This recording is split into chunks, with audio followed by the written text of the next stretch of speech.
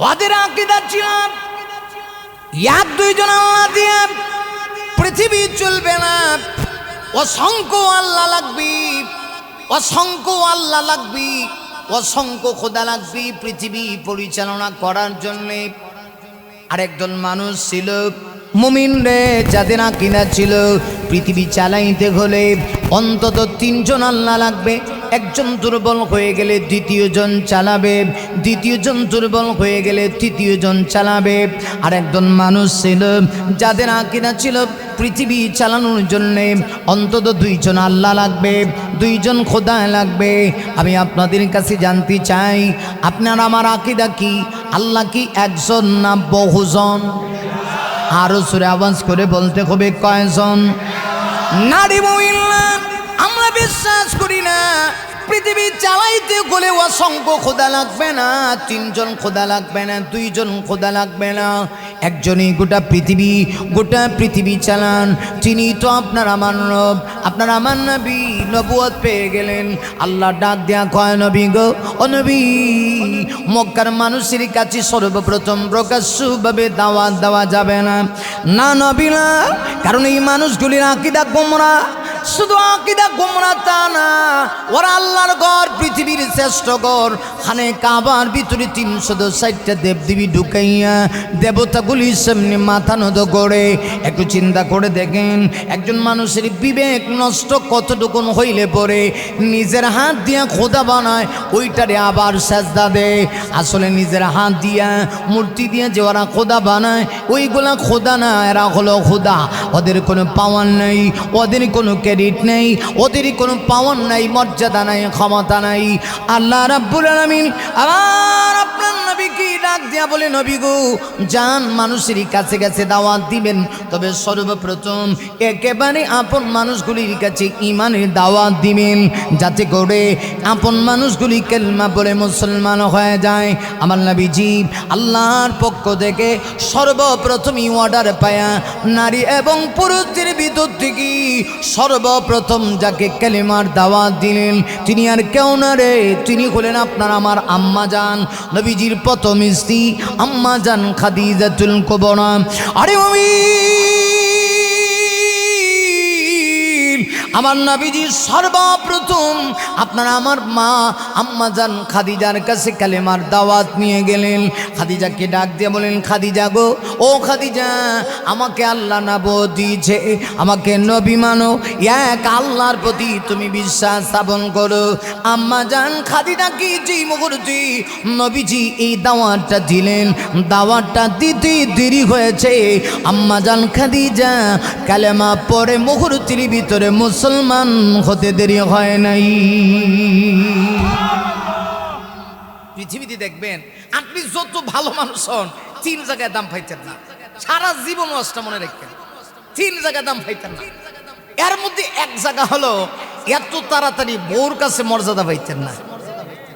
ও এখন কমন ওয়াজ মারছে, ঠিক বাইক ঠিক কইতে পারবে, এখানে যে ঠিক কইতেছেন, হে মাইকলা, মাইক তো খুব মজা, কিন্তু স্টেজে তো মজা পাইতেছি না, টানের স্কেলে আরো উড়াই লাগবো, কেবল 20 উড়াইছি, কিন্তু আমি জোর করে উড়াইতাম না। তোমার স্টেজে মজার একটা সাউন্ড হোক, সাউন্ডটাকে পাতলা করে একটা হরেন দিলে ভালো হইতো, আমি আগে কইছিলাম। জায়গা স্পেসটা তো ছোট, তো যাই হোক, সম্মানিত সদী একটু খেয়াল করেন, মানুষ 3 জায়গা দাম পায় না। অসুবিধা হইতেছে আপনারা নাকি? কথা বুঝেন না? সিলটি বাসা লাগে নাকি? তা কথা ক্লিয়ার বোঝা যা? সম্মানিত সুদী, খালি বক্স ঘুরাই দেন না, বক্স ঘুরাই দিলে মজা হইতো না, সাউন্ডটা এমন হয়েছে মজা পাইতেছি, মানে কানে আওয়াজটা লাগতে হবে, যাতে টানের হিটটা উঠে একটু সুন্দর করে। হ্যাঁ ইনশাল্লাহ খেয়াল করেন, আজকের শ্রোতা আমার খুব পছন্দ হয়েছে। আর যেই পরিমাণ কষ্ট করে আইছে, আমার মনে হয় এই মৌসুমে আমার 2টা আওয়াজ কষ্ট হয়েছে, এর মধ্যে এটা হলো একটা। কারণ কালকে কুমিল্লা মাহফিল করে এই ফেরি দরবার লাগে রাত্রে 2:30টার সময় কেরানীগঞ্জ, আবার এখানে 3টার সময় নাইমা আমার যে সহকারী আব্দুল্লাহ, যার মাধ্যমে দাওয়াত করা হয়েছে, তার বাড়িও কিন্তু ভোলা, আইসা তার বাড়িতে মেহমান হয়েছিলাম, সেই মানে আশাতেই আছি এখন ওয়াজ করে আবার যাওয়াতেই থাকবো, কথা বুঝেন নাই? মানে যাই হোক, এই জন্য আমার আশাটা সার্থক হবে যখন আমি মনোযোগ দিয়ে আপনাদেরকে ওয়াজ শোনাতে পারবো এবং আপনারা মনোযোগ দিয়ে শুনবেন। দেখবেন আপনি যত বড় ব্যক্তি, এখন 3 জায়গার দাম নাই, এর মধ্যে এক জায়গা হলো নিজের বউর কাছে দাম নাই। এটা খালি আপনাদের বেলায় এমন না, আমরা যে ওয়াজ করি সারা দুনিয়া ওয়াজ করলেও আমার বউর কাছে আমার ওয়াজ চলে না। সুবহানাল্লাহ বুঝি। হ্যাঁ, আমরা যে ওয়াজ করি সারা দুনিয়া ওয়াজ করলেও আমার বউ আমার কথা, আমার ওয়াজ কোনোদিন শুনে না। মাঝে মধ্যে ওয়াজে গেলে কত সম্মান, লোকেরা আমাদের কাছ থেকে ফানি ভরানে, তেল ভরানে, নুন ভরানে, আদা ভরানে। এখানেও একটু আগে এক লোক আইসা কো, হুজুর আমার ছেলেটার একটু ফদিয়া দেন। মহব্বত করে তো বলা তো যায় না। মুসাফিরের দোয়া আল্লাহর কাছে কবুল। আমি গুনাহগার, কিন্তু রাসূলের হাদিস তো সত্য, ঠিক কিনা বলেন? কিন্তু আজ পর্যন্ত আমি যে 8 বছর হয়েছি বিয়া করছি, আমার বউ কোনোদিন আয়া কইছে না যে হুজুর একটু পানিটা ফুরে দিন সে দেখি। কথা বোঝেন নাই মনে হয়। তাহলে এত তাড়াতাড়ি মানুষ 3 জায়গার দাম পায় না। এর মধ্যে এক জায়গা হলো নিজের বউর কাছে স্বামীর দাম নাই। যদি ভান তাহলে আপনার কপাল ভালো, এটা 1000-এর মধ্যে 1জন। আর এই ব্যাপারে খালি আপনি খালি মহিলার দোষ লাভ নাই, আপনার স্ত্রী, আপনার আমারও কিছু দোষ আছে। না ভাবার সম্মান না ভাবার কারণ আছে, এর অনেক কারণের মধ্যে একটা কারণ হলো আপনার আমার চরিত্র যে কয় নাম্বার, এটা দুনিয়ার আর কেউ জানুক আর না জানুক, আমার বউ কিন্তু ঠিক হয়ে যাবে। কথা কন না কেন, ঠিক কিনা? এই জন্য আমার রসুল বলছেন, কাহারও স্ত্রী যদি তার স্বামীর ব্যাপারে গ্যারান্টি দেয় যে আমার স্বামী ভালো, নবীজি বলছেন আসলেই স্বামী ভালো। সুবহানাল্লাহ কোন। যদি ওইটা এত তাড়াতাড়ি পাইতেন না। গেল 1-2 নাম্বার হলো মানুষ উস্তাদের কাছে ছাত্রের দাম নাই। উস্তাদ তো উস্তাদি, ছাত্র তো ছাত্রী। এখানে আবার কিসের ক্রেডিট? 3 নাম্বার হলো আপনি যত বড় ব্যক্তি হন না কেন, নিজের এলাকায় দাম নাই। কথা কন না কেন? এমপি হয়ে পড়েছে, তারপরে চাষা ডাক দেয়া কয়, কিরে কালু, এমনে এ কালু বেড়া এমপি ডা, হ্যাঁ কালু কয় ডায় কেন? এলাকার সন্তান। বিশ্ব নবীজি নবুয়ত পাইয়া সর্বপ্রথম দাওয়াতটা কার কাছে দিছেন? নিজের স্ত্রীর কাছে। এতে বোঝা গেল দাওয়াতের কাজ শুরু হবে নিজের ঘর থেকে। কথা কন না কেন? আরো জোরে কর। আমার নবীজি ডাক দিয়ে বলেন, খাদিজা, আমার আল্লাহ আমাকে নবুয়ত দিয়েছি, তুমি আমাকে নবী মানো আর এক আল্লাহর প্রতি বিশ্বাস স্থাপন করো। আম্মাজান খাদিজাতুল কুবরা রাদিয়াল্লাহু আনহা ডাক দেয়া কয়, নবী গো, আমি কালেমা পড়ে নিলাম, লা ইলাহা ইল্লাল্লাহু মুহাম্মাদুর রাসূলুল্লাহ সাল্লাল্লাহু আলাইহি সাল্লাম। আম্মাজান বাস না হইলে চলবো, মাইক ভালো, স্টেজে আর কি মজা চাইছিলাম। আর যদি না পারেন সুঙ্গা একটা সুঙ্গা, 2টা না, 2টা দিলে আবার ঠিক থাকবে না। আচ্ছা যাক, আর কথা না বলি, আমার দিকে অ্যাটেনশন। ওয়াজ হবে, মাইক চমৎকার, আমি বলি না যে বাইরে মাইক খারাপ। মারহাবা কর হইলে আর কি আরো ভালো হইতো। কথা বুঝছেন না? আরো ভালো হইতো। খাদিজাকে দাওয়াত দিলেন নারীদের ভিতরে সর্বপ্রথম। এরপরে দেখা গেল পুরুষদের ভিতর থেকে নবীজি সর্বপ্রথম দাওয়াত দিলেন সাইয়্যিদুনা হযরতে আবু বকর সিদ্দিক ইবনে কুহাফা রাদিয়াল্লাহু তাআলা আনহু। রাসূল তাকেও দাওয়াত দিলেন। পুরুষদের ভিতর থেকে সর্বপ্রথম আবু বকর সিদ্দিক কালমা পড়ে মুসলমান হয়ে গেলেন। এইভাবে কিছুদিন লুকায়িত অবস্থায় দাওয়াত চলতেছিল। এরপরে শুরু হলো প্রকাশ্যে দাওয়াত। এই কথাগুলো বুঝছেন, আমি মূল কথায় যাবো, তাফসীরটা বোঝানোর জন্য বলছি। এখন শুরু হলো প্রকাশ্যে কালেমার দাওয়াত। লুকায়িত অবস্থায় আমার নবীজি যতদিন কালেমার দাওয়াত দিয়েছেন, মক্কাতে একটা লোক আমার নবীজির বিরুদ্ধে ছিল না। সবার কাছে আমার নবীজি ছিলেন আল আমিন, সবার কাছে আমার নবী ছিলেন আস-সাদিক। যখন সত্য কথাটা প্রকাশ্যভাবে দেওয়া শুরু করছেন, এখন আমার রাসূলের বিরোধিতা শুরু হয়ে গেল। তাইলে বোঝা গেল আপনিও যখন হক কথা বলবেন, কিছু মানুষ আপনার বিরোধিতা করবে, এটাই স্বাভাবিক। আর আস্তে কান, সত্যের পক্ষে থাকলে কিছু মানুষ আপনাকে বিদ্রোহী, মৌলবাদী, জঙ্গিবাদী, উগ্রবাদী গুলা বলবেই। কথা কোন ঠিক কিনা? সত্যের পক্ষে গান গাই বলে আমি বিদ্রোহী, সত্যের পথে ডাকি বলে আমি বিপ্লবী, কোরআনের কথা বলি তাই বলে আমাকে মৌলবাদী, জিহাদির কথা বলি তাই বলে আমাকে জঙ্গিবাদী। আমি বিদ্রোহী, ঠিক না? আমি বিদ্রোহী, বিপ্লবী, মৌলবাদী, কেন জঙ্গিবাদী? জন্মের পরে কানে আজান কি দেইনি, তুমি মৌলবাদী যারা হওনি। আবার মরণের পরে জানাজা পড়াবি, আবার মরণের পরে জানাজা পড়াবি, তখন কোথায় পালিয়ে যাবি? আমি বিদ্রোহী, আমি বিদ্রোহী বিপ্লবী মৌলবাদী, কেন জঙ্গিবাদী? সত্যের পক্ষে গান গাই বলে আমি বিদ্রোহী, সত্যের পথে ডাকি বলে আমি বিপ্লবী, কোরআনের কথা বলি তাই বলে আমাকে মৌলবাদী, জিহাদের কথা বলি তাই বলে আমাকে জঙ্গিবাদী। আমি বিদ্রোহী, আমি বিদ্রোহী বিপ্লবী মৌলবাদী, কেন জঙ্গিবাদী? ঠিক কিনা? ঠিক তো দূর দেখা গেল রাসূলের কোনো দুশ্মন নাই, প্রকাশ্যেই যখন কালেমার দাওয়াত দেওয়া শুরু করছেন শুরু হয়ে গেল দুশ্মনী। বাহিরের লোকেরা যেমন দুশ্মনী করে এর চাইতে বেশি দুশ্মনী করে আপন মানুষগুলি। নবীজির চাচা আবুল আহাব দেখা যায় রাসূলের দুশ্মনী শুরু করে দিছে। রাসূলের চাচি উম্মে জামিল আপন চাচি রাসূলের বিরোধিতা শুরু করছে। আচ্ছা, বাহিরের মানুষ যদি দুশ্মনী করে মনে বুঝ দেওয়া যায়, কিন্তু ঘরের মানুষ যদি বিরোধিতা করে কষ্ট লাগে না? কথা বলেন না কেন?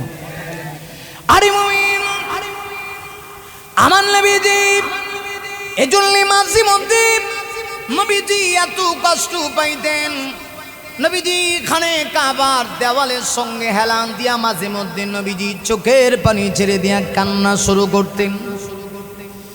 আবার নবী ডেকে ডেকে বলতেন, আবরু, এই মক্কার সবগুলি মানুষ যদি আমার বিরুদ্ধাচরণ করে আমি কষ্ট পাই না গো, কিন্তু আমার চাচা চাচি যে আমার বিরুদ্ধে চলে গেল। আল্লাহ ডাক দিয়ে গো জিবরিল, বন্ধুকে জানায় দাও চোখের পানি মোছার জন্যে, কারণ ইসলামের দাওয়াত দিলে আপন মানুষগুলি তার চাইতে বেশি বিরোধিতা করবে, এতে ঘাবড়ানো যাবে না। আমার নবীকে আমার আল্লাহ সান্ত্বনা দেয়। দেখা গেল শত্রুতার মাত্রা এত বেশি পর্যায়ে গিয়ে পৌঁছে গেল, শেষ পর্যন্ত আমার নবীজির পরিবারকে নিয়েও ষড়যন্ত্র শুরু হয়ে গেল। লক্ষ্য করে দেখুন, আমার আপনার নবীকে আল্লাহ মেয়ে সন্তানও দিলেন, ছেলে সন্তানও দিলেন, মেয়ে দিলেন চারজনকে আল্লাহ যথেষ্ট পরিমাণ হায়াত দিলেন। প্রাপ্ত বয়স্ক হওয়া পর্যন্ত আমার নবীজির মেয়ে সন্তানগুলি দুনিয়াতে বেঁচে রইল, কিন্তু ছেলে সন্তান দিলেন 3 জন। বিভিন্ন বর্ণনা একটু লক্ষ্য করে দেখুন। আরে ওইল, আমার আপনার নবী বিশ্ব নবীকে আমার আল্লাহ 3 ছেলে সন্তান দিলেন। একজনের নাম ছিল কাসেম, আরেকজনের নাম ছিল তাগের, আরেকজনের নাম ছিল ইব্রাহিম। মেয়ে সন্তান দিয়া আল্লাহ পর্যাপ্ত হায়াত দেন, কিন্তু ছেলে সন্তান দিয়া প্রত্যেককেই ছোট্ট অবস্থায় আমার আল্লাহ মৃত্যু দিয়ে দিলেন। একেবারে সর্বশেষ ইব্রাহিম নামে আমার নবীজির একটা সন্তান জন্ম নিল, যেটা দেখতে হুবহু আমার আপনার নবীর মতো। যেই সন্তান বাবার চেহারা পায়, এই সন্তানের প্রতি বাবা মায়ের দয়া মায়াটা বেশি হয়, ভালোবাসাটা বেশি হয়। আমার নবী মাঝে মাঝে ইব্রাহিমের দিকে তাকাইয়া নবীজি খুশিদি ঝরঝর করে চোখের পানি ছেড়ে দিতেন। কিন্তু দেখা গেল শেষ পর্যন্ত আল্লাহর মনসা, আল্লাহ এই সন্তানকেও দুনিয়া থেকে নিয়ে যাবেন। আমি আপনাদের কাছে জানতে চাই, ছেলে দেওয়ানের মালিককে, নেওয়ার মালিককে? আল্লাহ। বোঝা গেল ছেলে মেয়ে পৃথিবীর কেউ দেয় না, আল্লাহ দেয়। আল্লাহ যখন ইচ্ছা তখন নিয়ে যায়। ইব্রাহিম আস্তে আস্তে একটু বড় হইতে শুরু হয়ে গেল। কিছুদিন পরে ইব্রাহিম যখন একটু দৌড়াদৌড়ি করার বয়সে উপনীত হয়ে গেল, আল্লাহ রাব্বুল আলামিন এবার দেখা গেল নবীজির এই ছোট্ট সন্তান ইব্রাহিমকেও মৃত্যু দিয়ে দিলেন।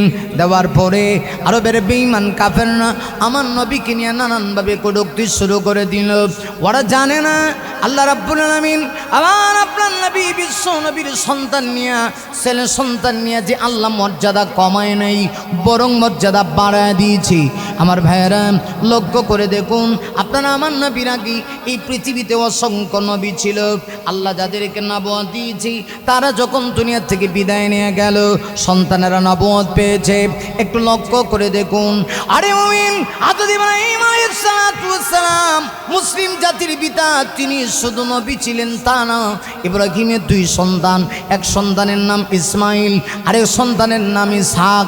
দুজনকে আল্লাহ পয়গম্বরী দিয়েছে। শুধু পয়গম্বরী দিয়েছে তা না, ইসমাইলের বংশে আপনার আমার নবী পৃথিবীতে এসেছে। আর ইসহাকের বংশে বানি ইসরাইল 1-2 জন পয়গম্বর না, আমার আল্লাহ 70,000 পয়গম্বর পাঠাইছে।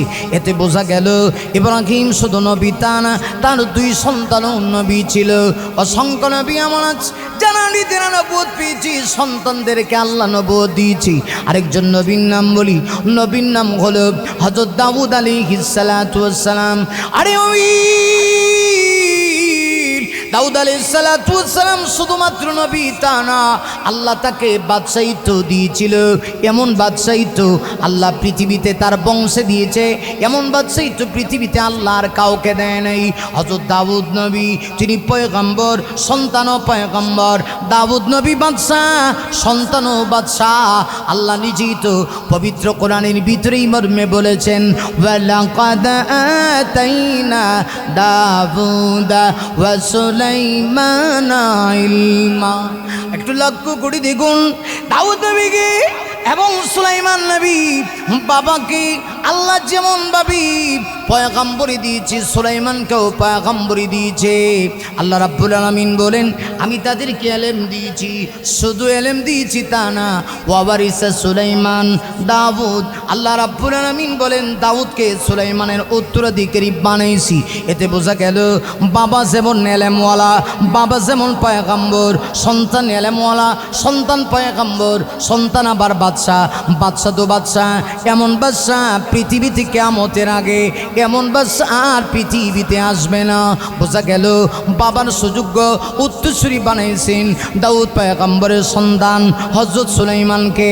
আল্লাহ বোঝাইতে চায়, নবী গো, ও নবী, অন্যান্য নবীদেরকে পয়গম্বরি দিয়েছি, সন্তানদেরকে পয়গম্বরি দিয়েছি। আমি চাইলে আপনার ছেলে সন্তানগুলি কি বাঁচায় রাইকা আমি তাদেরকে পয়গম্বরি দিতে পারতাম, কিন্তু দিয়ে দিলে অন্যান্য নবী আর আপনার মধ্যে মর্যাদাগতভাবে সমান হয়ে যাইত। আপনি আর অন্যান্য নবীর মর্যাদা কিন্তু এক সমান না।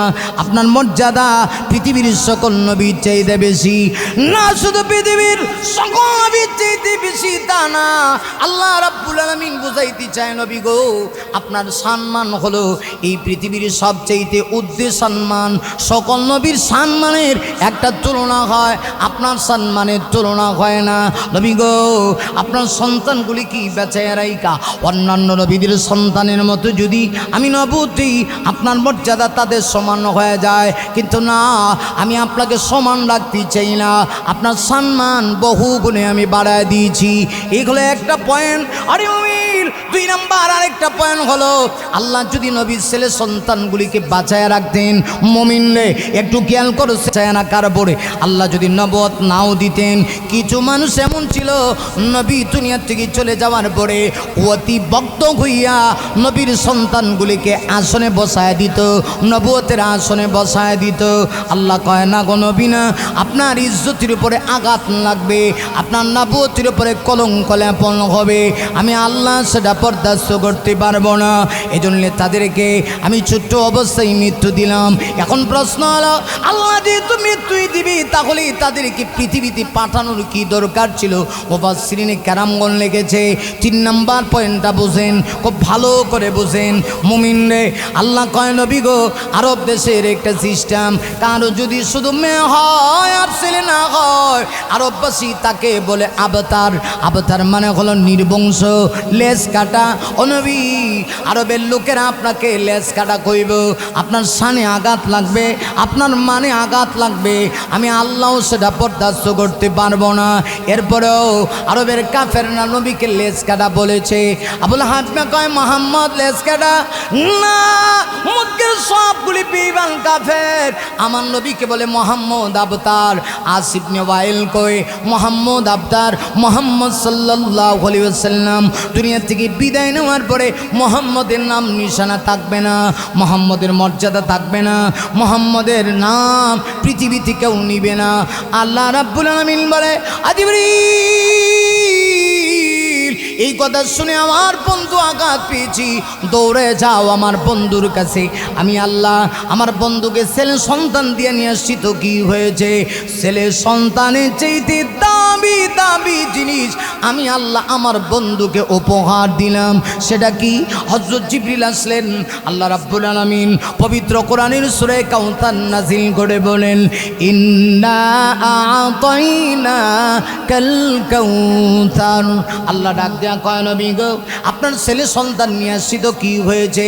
এর চাইতে দামি দামি জিনিস আমি আল্লাহ কাউসারের মতো মূল্যবান জিনিস আমি আল্লাহ আপনাকে দান করেছি। আল্লাহু আকবার। আল্লাহ কয়, নবী গো আরবের বেঈমান কাফেররা বলে আপনার ছেলে সন্তান দিয়া আমি কেন ছোট্ট অবস্থায় নিয়ে আসলাম? এতে গিয়ে নাকি আপনার পৃথিবীতে নাম সুনাম থাকবে না, আপনি পৃথিবী থেকে চলে যাবেন, আপনার আলোচনা বন্ধ হয়ে যাবে। কে বলেছে? আল্লাহ বলেন, ছেলে সন্তান তো নিয়ে আসছি আপনার ইজ্জত কমানোর জন্য না, আপনার ইজ্জত বাড়ানোর জন্য। কথা কোন ঠিক কিনা? আরো জোরে কোন ঠিক কিনা? যে কারণে আজও পর্যন্ত ইসলাম বিদ্বেষীগুলি আমার রসুলের শান মান ক্ষুণ্ণ করার জন্য চেষ্টা করতেছে, কিন্তু একচুল পরিমাণ ক্ষুণ্ণ করতে পারে নাই। আরো জোরে কান। অতি ভক্তি সুরের লক্ষণ। আমরা দেশের কিছু লোক আসে দেখবেন, বাবা যদি পীর হয় সন্তান পীর হওয়া এটা জরুরি না যে বাপে পীর সন্তান ওনি লাগবে। হ্যাঁ, বাবা যদি হক্কানি পীর হয়, সন্তান যদি হক্কানি হয় 100 বার না 1000 বার হবে। কথা বলেন না কেন? ঠিক কিনা বলেন? কিন্তু আমার দেশে দেখা যায় কিছু বন্ড পীরেরা আছে, এরা নিজেরাও বন্ড, দুনিয়ার থেকে যাওয়ার পরে এদের কিছু ভক্তরা আছে, ওগুলোরে আবার আইনা গদ্দি সিনে পীর বানায়। কথা বলেন না কেন? আছে না এরকম ঘটনা? গদ্দি সিনে পীর বানায়। আবার উল্টা বুঝবেন না, আমি কোনো হক্কানি পীরের বিরুদ্ধে বলি না। এদেশে ইসলাম এসেছে হক্কানি পীরের মাধ্যমে। এই বরিশাল এই বিভাগটাই পরিচিতি লাভ করছে চরমনার সেই আল্লাহর কুতুব, যে লোকটা কালো ছিল, কালো মালিক ছিল, কিন্তু এই মানুষটার দামে আজকে গোটা বরিশাল সারা পৃথিবীতে পরিচিতি লাভ করছে। কথা বলেন ঠিক?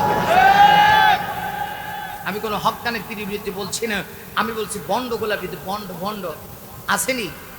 দয়াল বাবা, ল্যাংটা সাপ বাবা, ল্যাং সাপ বাবা, কুত্তা সাপ, বদনা সাপ, নিজে প্রস্রাব করে ফানি লয় না, এর মুড়িদের কোনো অভাব নাই।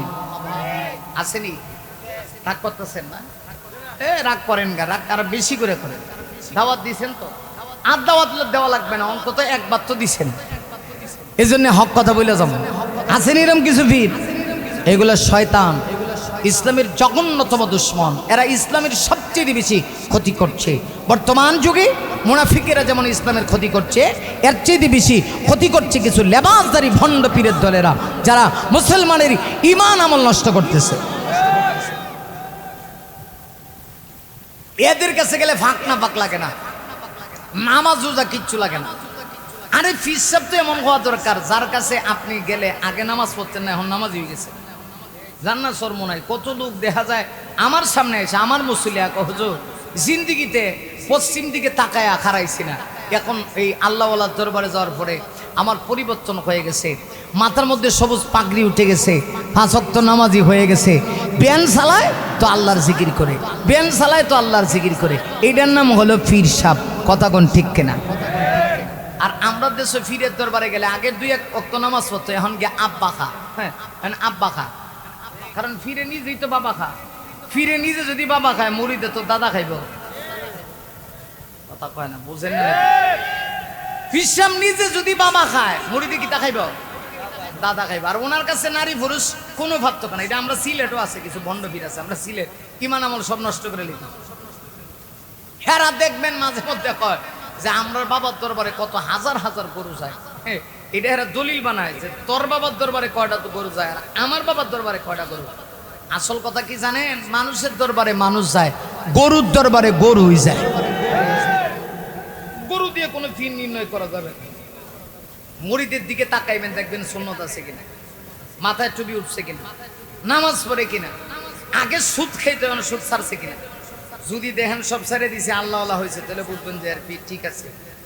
হ্যাঁ, আর আমরা সিলেট আছে, ফানির তলে বাতি জ্বলে বাউ বাতাসে নিবে না, ফানির তলে বাতি জ্বলে বাউ বাতাসে নিবে না, আঙ্গ বাবার মুরিদ হইলে ওযু গোসল লাগে না।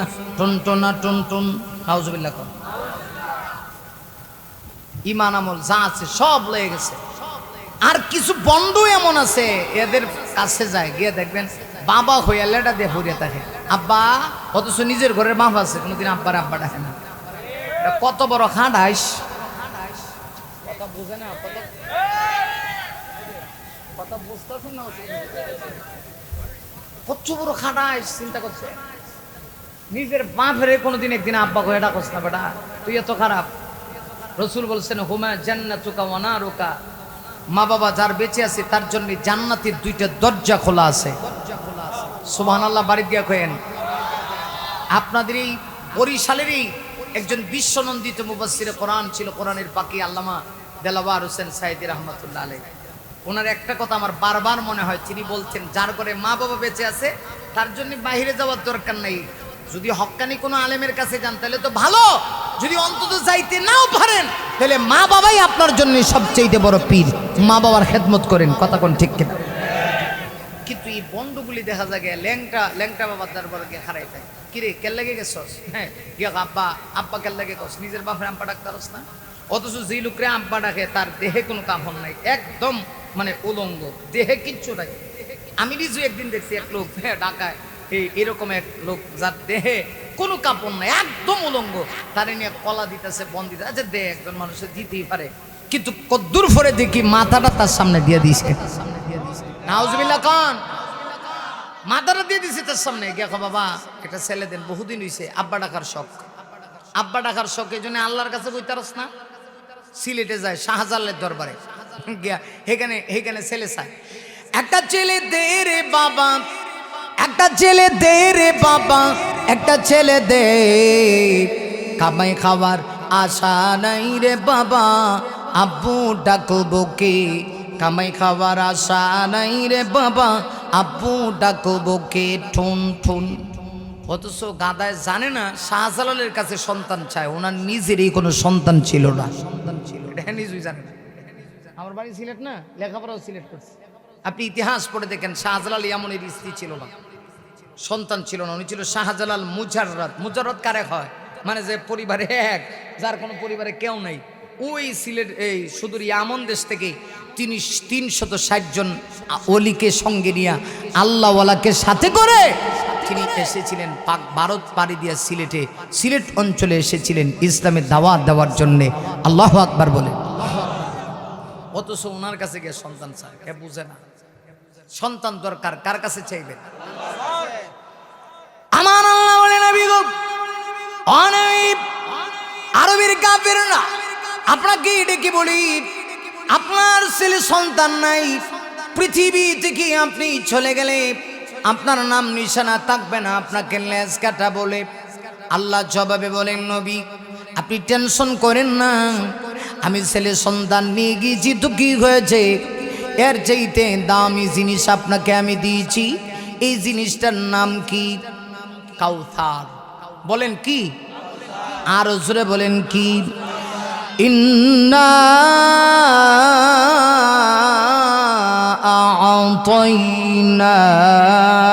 আ'তাইনাকাল কাউসার। আল্লাহ বলে নবী গো, ছেলে সন্তান নিয়ে গিয়েছি তো কি হয়েছে, এর চাইতে দামি জিনিস আমি আপনাকে দিয়েছি। এই দামি জিনিসের নাম হলো কাউসার। আরে ওই কাউসার ছেলে সন্তানের চাইতে দামি কেমনে হইল? আসুন, কাউসার শব্দের ব্যাখ্যা আছে 40টা।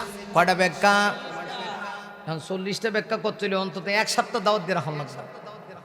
কথা বলছি সুবহানাল্লাহ। যাক আলহামদুলিল্লাহ, খুশি হইলাম।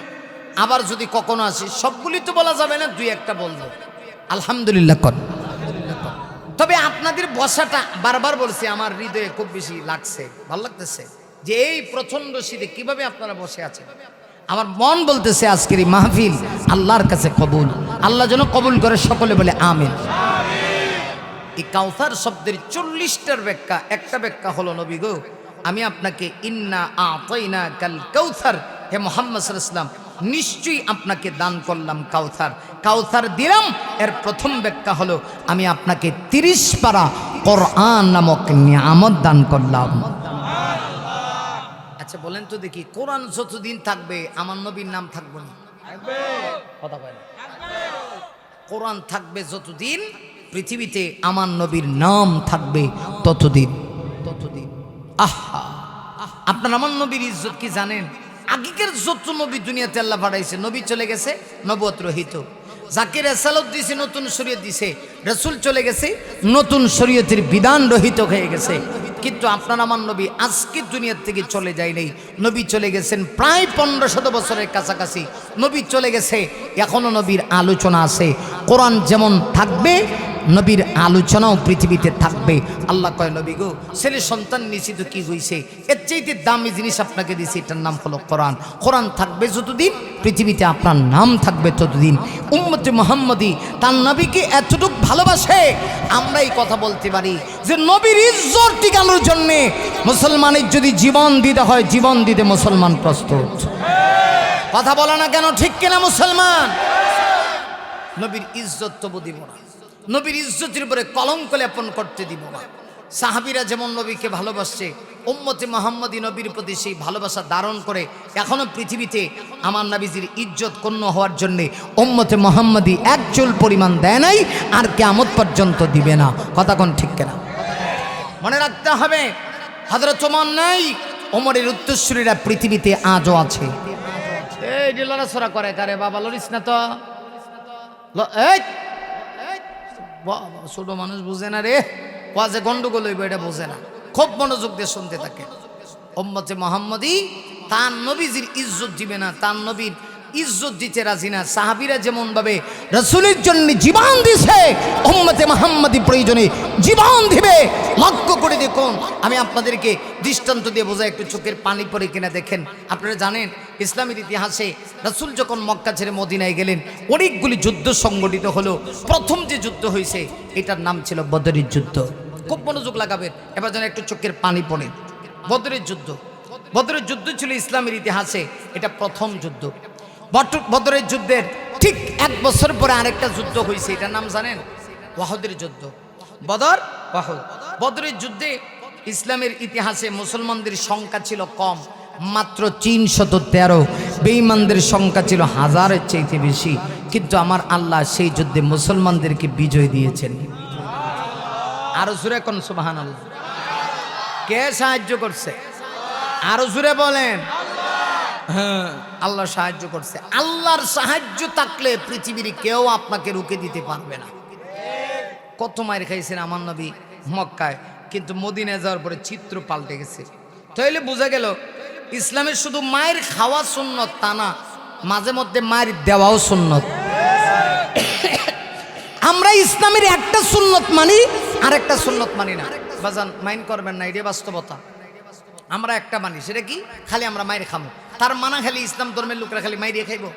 আমার নবী খালি মাইরে খাইছেন? আমার নবী আর নেতৃত্ব দেয় নাই, আমার নবীজি আর রাষ্ট্র চালায় নাই। আজকে দেখেন না কিছু লোক আছে, হুজুররা যখন রাষ্ট্র চালানোর দায়িত্ব নিতে চায় তখন বলে, হুজুর আপনারা হু কইয়া গুতা মারে। কিরে গুতা মারস কা? কথা কয় না, হ্যাঁ হু কইয়া গুতা মারে।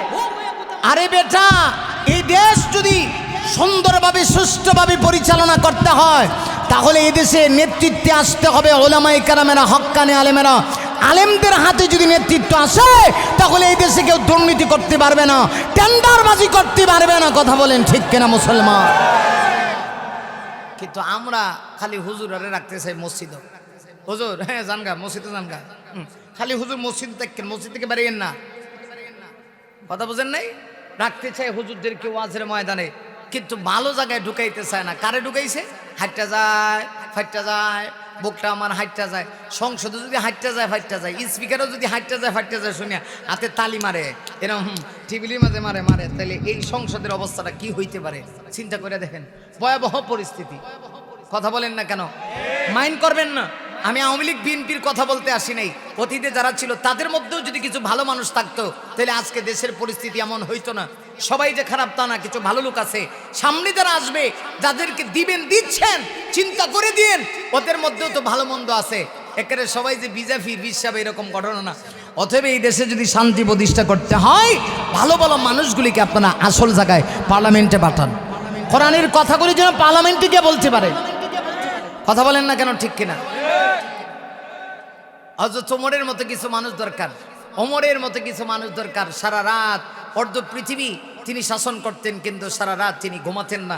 সাধারণ মানুষের অবস্থা দেখার জন্য তিনি সারা রাত পাহারাদারি করতেন। আর আজকে আমার দেশে চেয়ারম্যান সাহেব, আপনাদের এলাকার কথা বলছি না, আমি তো কাউকে চিনিও না, টার্গেট করে কোনো কথা না, বোঝাবার জন্য বলছি। চেয়ারম্যান হওয়ার আগে ওনার সাথে মোসাফা করার জন্য সিরিয়াল লাগে না, কিন্তু দেখা যায় চেয়ারম্যান হওয়ার পরে 4 জনে মিললেও গেবেটার সাথে মোসাফা করান যায় না, প্রয়োজন হইলে হাত দিলেও হাত বাড়ায় না। কথা কন না কেন, ঠিক কিনা? মাশাআল্লাহ, দে সাসাও দিল রে, মারহাবা কন। আর হযরত ওমর যখন মুসলিম জাহানের খলিফা, আল্লাহু আকবার, খালি কি এরকম একটা দেশ না, পৃথিবীর অর্ধেকটা পৃথিবী, হ্যাঁ তাম পৃথিবীর অর্ধেকটা পৃথিবীর ক্ষমতা আল্লাহ তার হাতে দিছে। যারে দেখলে বাতিলের গায়ে কম্পন সৃষ্টি হইত, শয়তান পর্যন্ত রাস্তা ছেড়ে দিত। সুবহানাল্লাহ আছে। যার নাম মনে হলে ভরে যাইব, খুলাফায়ে রাশিদার মোরে ফারুক। যার নাম মনে হলে ভরে যাইব, খুলাফায়ে রাশিদার মোরে ফারুক। মাবুদের প্রতি ছিল নিবেদিত প্রাণ, জীবন করে দুঃখীদের ত্রাণ। মাবুদের প্রতি ছিল নিবেদিত প্রাণ, জীবন করে দুঃখীদের ত্রাণ। তে করি দুনিয়ার আলিশান সুখ, ওমরে ফারুক, ওমরে ফারুক। মারহাবা গান। কষ্ট হয় আপনাদের? ওমরে ফারুক, ওমরে ফারুক। যার নাম মনে হলে ভরে যাইব, খুলাফায়ে রাশিদার ওমরে ফারুক। মাবুদের প্রতি ছিল নিবেদিত প্রাণ, জীবন করে দুঃখীদের ত্রাণ। তে করি দুনিয়ার আলিশান সুখ, ওমরে ফারুক, ওমরে ফারুক। মারহাবা। এই তো ওমরে ফারুক, যার ইশারায় পৃথিবীতে চলতো, বাতিলের গায়ে কম্পন সৃষ্টি হইতো। সেই ওমর অর্ধেকটা পৃথিবী চালাইছে আঙ্গুলের ইশারা দিয়া। আর আমাদের অবস্থা এমন হয়েছে, আমরা ভালো মানুষগুলিকে ভালো জায়গায় দিতে চাই না, এর ফলে শান্তি আশা করি। শান্তির আশায় শান্তিগঞ্জ যাওয়া যাবে যতক্ষণ পর্যন্ত ভালো মানুষগুলিকে আসল জায়গা পর্যন্ত না পৌঁছাতে পারবো, আল্লাহর কসম এদেশে শান্তি আসতে পারে না। আরে মুমিন সব একজন বলছিলাম, ওই যে বদরের প্রান্তরে মুসলমানদের সংখ্যা এত বেশি ছিল না, মাত্র 313। আর বেঈমানদের সংখ্যা ছিল 1000-এর চাইতে বেশি। দেখা গেল এই 313 জনকে আমার আল্লাহ আসমান থেকে এমনভাবে সাহায্য করলো, 313 জন হাজার কাফেরের মোকাবেলায় যথেষ্ট হয়ে গেল। বদরে মুসলমানেরা বিজয় আনলো। বদরের প্রান্তরে 70 জন মার্কা মারা জাহান্নামী টিকিট পেয়ে গেল দুনিয়াতে। এদের প্রধান ছিল আবু জাহাল। আবু জাহাল সহ তার সঙ্গপঙ্গরা দুনিয়া থেকে জাহান্নামে টিকিট নিয়ে দুনিয়া থেকে বিদায় নিয়ে গেল। কিন্তু বিদায় নিলে কি হবে? সেই আবু জাহালের কিছু সঙ্গপঙ্গরা দুনিয়াতে রয়ে গেল, আজও আছি, কিয়ামত পর্যন্ত থাকবে। বদরের যুদ্ধের ঠিক 1 বছর পরে আবু জাহালের উত্তরসূরিরা আবার সেই উহুদের ময়দানের দিকে রওনা করে দিল। উদ্দেশ্য কি?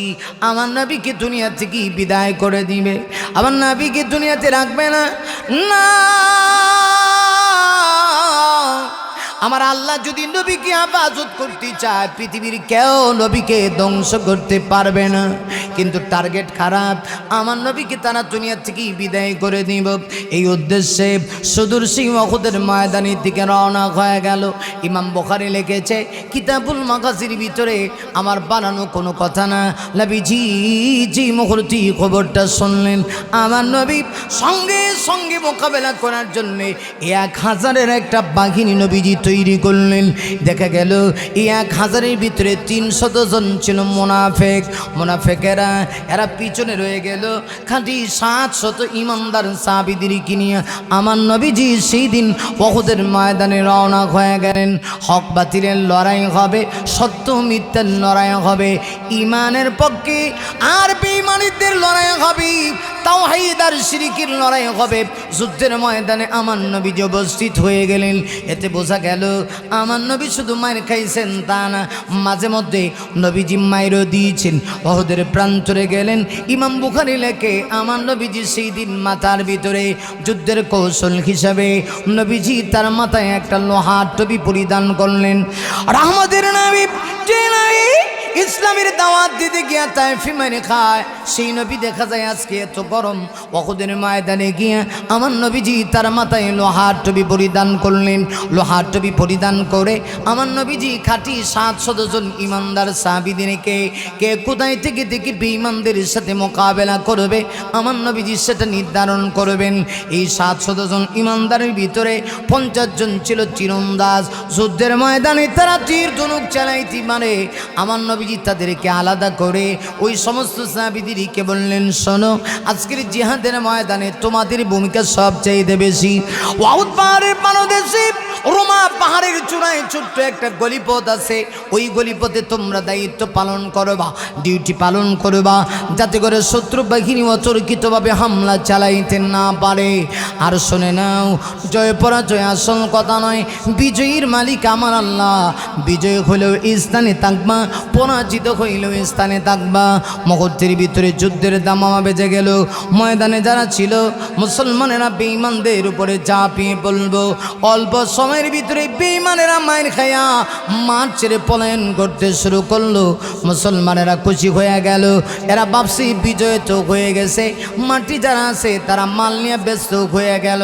বেঈমানেরা যুদ্ধ বিধ্বস্ত অবস্থায় যেই মালটা ময়দানে রেখে গেছে মুসলমান সাহাবীরা ওই মাল অর্জন করা নিয়ে ব্যস্ত হয়ে গেল। ওই দিকটা 50 জন তীরন্দাজ সাহাবী যে ছিল তাদের কান পর্যন্ত খবরটা পৌঁছে গেল, মুসলমানেরা বিজয় লাভ করছে। রাসূল কিন্তু বলেছিলেন, সাবধান, স্থান ছেড়ে দিও না। স্থান ছাড়লে কিন্তু বিতর্কিত হতে পারো, স্থান ছাড়লে এমন হতে পারে উল্টা শত্রু বাহিনী আক্রমণ করতে পারে। ওরা সেই কথার দিকে ভ্রুক্ষেপ না করে স্থান ছেড়ে দিল, যুদ্ধের ময়দানে ঢুকে গেল। ওই দিক দিয়ে দেখা গেল শত্রু বাহিনীর ভিতর থেকে একটা বাহিনী সুযোগ পাইয়া পুনরায় যুদ্ধের ময়দানে ওই রুমা পাহাড়ের চূড়া দিয়া ওরা প্রবেশ করে ফেলেছে। প্রবেশ করে একদম বিশ্ব নবীজির কাদের কাছে চলে আসছে। আমার নবীজি যেই জায়গায় দাঁড়ানো আছে, আমার নবীজির ডানে বামে সামনে পিছনে 1-2 জন সাহাবী নয়, 10 জন সাহাবী আমার নবীকে নিজের জীবন বাজি রেখে আল্লাহর নবীর ইজ্জতে যেন আঘাত না হয় 10 জন সাহাবী দাঁড়ায় আছে ডাল হয়ে। সাহাবীরা একজন আরেকজন কানের ভিতরে আওয়াজ পৌঁছে দিয়েছে, শোনো, যতক্ষণ পর্যন্ত আমাদের এই দেখে রক্ত থাকবে আল্লাহর কসম করে বলি নবীর গায়ে কেউ ফুলের ছিটা দিতে পারবে না। আল্লাহু আকবার। এই ছিল সাহাবী। আল্লাহ কি এমনি কইছে, নবী গো সন্তান নিয়ে গেছি তো কি হয়েছে, কোরআন দিছি, কোরআন থাকবে যতদিন পৃথিবীতে আপনার আলোচনা সম্মান ইজ্জত থাকবে ততদিন। কারণ আপনাকে সাহাবীরা কলিজা দিয়ে ভালোবাসবে। সাহাবীদের পরে তাবিনরা, তাবিনের পরে তবে তাবিনরা, তবে তাবিনগণের পরে আইম্মাই মুজতাহিদিনগণ, আইম্মাই মুজতাহিদিনগণের পরে সলফে সালেহিনগণ। এই যুগে এসেও এমন কিছু সাহাবীদের অনুসারীরা আছে যারা নবীর সাহাবীদের মধ্যে আল্লাহ নবীকে কলিজা দিয়া ভালোবাসে। এজন্যই এই দেশে কোনো নাস্তিক মুরতাদ, কোনো বেঈমান, কোনো কাদিয়ানির গোষ্ঠী যখন আমার রাসূলের ইজ্জতের উপরে কলঙ্ক লেপন করে কথা বলে, তখন হক্কানি আলেমরা তখন তারা মাঠে ময়দানে ওই সমস্ত বাতিলদের বিরুদ্ধে বলিষ্ঠ কণ্ঠে আওয়াজ দেয়। কথা বলেন ঠিক কিনা? ঠিক। আপনারা দেখেছেন, ওই যে আপনাদের এলাকার কথাই বলি, মুফতি সৈয়দ ফয়জুল করিম সাহেব ইসলামী আন্দোলনের নাইবে আমির। আহারে, মানুষটা কত নরম, দেখতে কত নরম লাগে, কিন্তু ইসলাম বিদ্বেষীরা যখন ইসলামের বিরুদ্ধে কথা বলে আমার তো মনে হয় তিনি বাঘের মতো হয়ে গর্জন দিতে শুরু করে। কথা বলেন ঠিক। এটা রসুলের যুগ থেকে পাওয়া আজকের এই যুগ পর্যন্ত। আমার ভাইরা, আমার নবীজি যেখানে দাঁড়ানো আছে, বেঈমানেরা চতুর্দিকে ঘেরাও করে লেছে, আল্লাহ রসুলের উপরে আঘাত করবে, নবীজির ইজ্জতে আঘাত করবে। সাহাবীরা কি সেটা মানতে পারে? মানতে পারেন না। 10 জন সাহাবী ছিলেন। কয়জন? আরো জোরে বলেন, কয়জন? 10 জন সাহাবী আল্লাহ নবীজির ইজ্জত হেফাজতের জন্য ছোট্ট এক জটলা চতুর্দিকে নবীকে ঘেরাও করেছেন। এই 10 জন সাহাবী রসুলের ইজ্জত হেফাজত করতে গিয়ে কেমনে শহীদ হয়েছে একটু পরে বলি। এর আগে আমি আপনাদের ভিতরে দেখতে চাই, আমি বুঝতেছি কারণ প্রচণ্ড ঠান্ডা, খুব বেশি রাত হয়ে গেলে পরে আপনারা আমার রাখকে খালি দৌড়াইবেন, আমি ওয়াজ করবো, আপনারা দৌড়াইবেন। এই জন্যে এরকম 10 জন মানুষ আমি দেখতে চাই এই বিশাল এই মাহফিলটা। পাঁচকবাট বাইতুল করিম জামে মসজিদ ও যুব তাফসীর কমিটির উদ্যোগে মাহফিল। মাশাআল্লাহ, দোয়া আছে। মাশাআল্লাহ, আপনি বুঝি মসজিদে জমিন দিছেন, আরো বাড়ির মসজিদের মুতাওয়াল্লি অনেক নাম শোনাম। কি দিবেন? সৌদি আরবে আছেন, বলেন, আমরা দোয়া করব।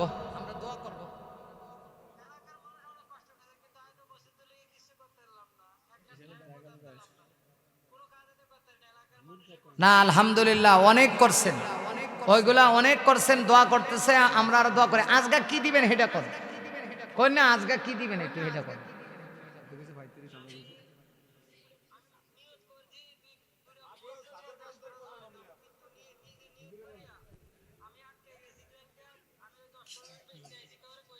আচ্ছা আচ্ছা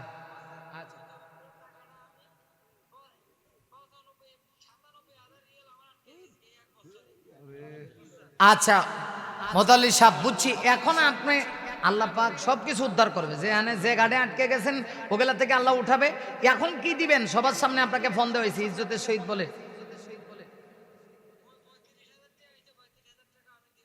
আলহামদুলিল্লাহ। এই মসজিদের মোতাল্লি সাহেব, নাম কি ওনার? মোহাম্মদ হারুন ডুবাই, 35,000 টাকা। মারহাবা খান, সালাম দেন সবার, একটা সালাম দেন না, একটা সালাম দেন, দেন সবাই সালাম দেন। সালাম, মাশাআল্লাহ। আপনারা কোন ওয়ালাইকুম আসসালাম ওয়া রাহমাতুল্লাহি ওয়া বারাকাতুহু। ঠিক আছে, দেখা হবে, কথা হবে, ভালো থাকেন, সুস্থ থাকেন। আরো দিলে আরো বেশি দইব।